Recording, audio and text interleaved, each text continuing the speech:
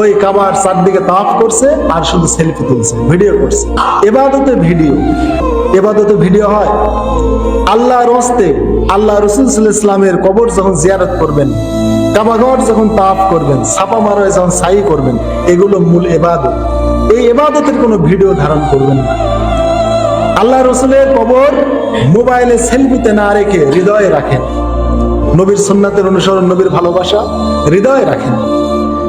এমন একটা জায়গা, নবীর কবরের পাশে গেলেই আপনার চোখ ফেটে পানি আসবে। ওই টাইমে আপনি কিভাবে সেলফি তোলেন, ওইভাবে আপনি কিভাবে ভিডিও করেন? আপনার নিয়াত শুধু ভিডিওর মধ্যে। দেখেন, ওই ছিদ্র দিয়ে তাকালেই নবীর কবরের মাটি পর্যন্ত দেখা যায়। এত বড় বিশ্ব নবী সাইয়্যিদুল আম্বিয়া ওয়াল মুরসালিন কিভাবে মাটির কবরে শুয়ে আছেন?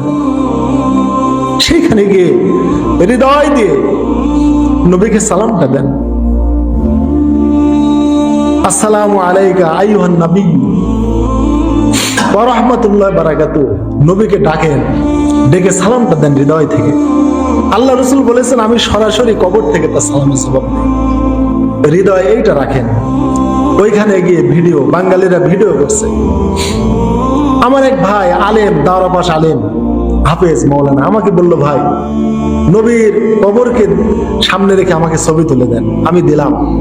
আবার আমাকে বললো যে ভাই কাবা ঘরে গিয়ে কাবা ঘরে সামনে রেখে আমাকে কাবা ঘর সহ ছবি তুলে দিবেন। আমি দেখলাম এই বেচারার পিছে থাকলে ও শেষ, আমিও শেষ।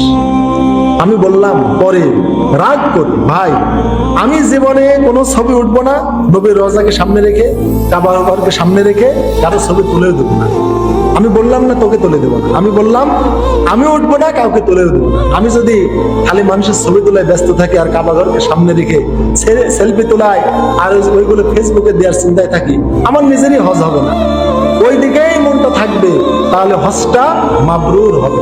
হজ্জুন মাবরুর মানে নেকময়, পুণ্যময়, সওয়াবের কাজ শুধু হজে গিয়ে করতে হবে। অন্য কোনো চিন্তা হৃদয়ে আসলে তার হজ মাবরুর হবে না। অতএব এই সকল বিষয় থেকে দূরে থাকবেন। এই জন্য আল্লাহ রাসূল বলেছেন, হজে গিয়ে বেশি বেশি নেক কর্ম করতে হবে। আপনি নবীর কবর জিয়ারতে যাবেন, হৃদয় থেকে সালাম দিবেন, আসসালাতু ওয়াসসালামু আলাইকা ইয়া রাসূলুল্লাহ, ইয়া রাসূলুল্লাহ বলে আপনার নবীকে ডাকবেন। নবী কবর থেকে সরাসরি জবাব দিবেন। আর বাংলাদেশ থেকে আল্লাহুম্মা সাল্লি আলা মুহাম্মদ বলে নবীর প্রতি দুরূদ পাঠাবেন। হে আল্লাহ, আমার এই দুরূদটুকু নবীর কাছে পৌঁছিয়ে দাও। এই জন্য আমরা নামাজে পড়ি আল্লাহুম্মা সাল্লি আলা মুহাম্মদ, আল্লাহকে বলি আল্লাহ আমার সালাম নবীর কাছে পৌঁছে দাও। আর নবীর কবরের কাছে গিয়ে অন্যভাবে দুরূদ করবেন, আসসালামু আলাইকা আইয়ুহান নবী, হে নবী আপনার প্রতি সালাম, আপনার প্রতি দুরূদ। এইভাবে নবীকে ডেকে বলবেন। অথবা আসসালাতু ওয়াসসালামু আলাইকা ইয়া রাসূলুল্লাহ, হে রাসূল আপনার প্রতি সালাত ও সালাম। এইভাবে নবীকে ডেকে বলবেন। ওখানে আল্লাহকে আর বলার দরকার নাই, স্বয়ং আল্লাহ রাসূল ওই কবর থেকে আপনার সালামের জবাব দেন।